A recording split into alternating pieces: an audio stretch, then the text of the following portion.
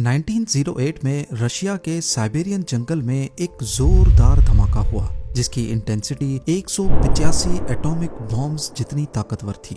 इस धमाके की वजह से एक ही झटके में 8 करोड़ दरख्त या फिर 5 लाख एकड़ जंगल की जमीन राख बन गई। मगर जब साइंटिस्ट वहां पहुंचे तो किसी किस्म का कोई क्रेटर नहीं मिला। यहाँ सिर्फ हर चीज जली हुई पाई गई।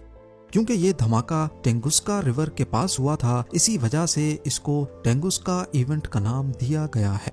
लोगों ने बताया कि 30 जून 1908 सुबह 7:15 पे आसमान से एक फायर बॉल गिरते हुए देखा गया और उसके बाद सेंट्रल साइबेरिया में एक जोरदार धमाका हुआ।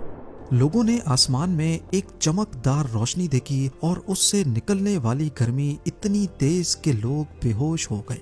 इसका साइज तकरीबन 25 स्टोरी बिल्डिंग से बड़ा, जबकि अंदाजे के मुताबिक इसका वजन 20,000 अफ्रीकन एलिफेंट्स जितना। लेकिन फिर भी ना ही क्रेटर मिला और ना ही कोई मलबा। रशिया ने पहली साइंटिफिक टीम साइट पे 1927 में भेजी, यानी इस वाक़े के 19 सालों के बाद। रिमोट एरिया और मुश्किल रास्तों की वजह से उन्हें वहां पहुंचने में कई साल लग गए। वहां पहुंचकर जो उन्होंने देखा वो काफी हैरानकुन था। पेड़ सर्कल में फ्लैट हो चुके थे, जैसे किसी ने ऊपर से धमाका किया हो, मगर सेंटर में पेड़ सीधे खड़े थे बिना ब्रांचेस के।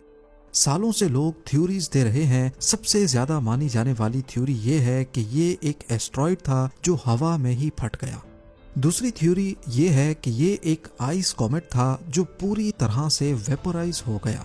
कुछ लोग कहते हैं कि ये रशियन एटॉमिक एक्सपेरिमेंट भी हो सकता है। ये जो भी था उसने जमीन को हिट नहीं किया बल्कि हवा में ही फट गया।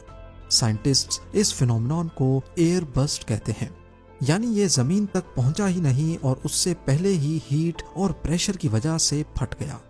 इसीलिए कोई गड़ा या क्रेटर नहीं बन सका। इस जगह पर अब दरख्त तो ग्रो कर रहे हैं, लेकिन कुछ जगहों पे दरख्त सीधे नहीं बल्कि टेढ़े मेढ़े हैं। इनका पैटर्न बाकी दरख्तों के मुकाबले में काफी अलग नजर आता है।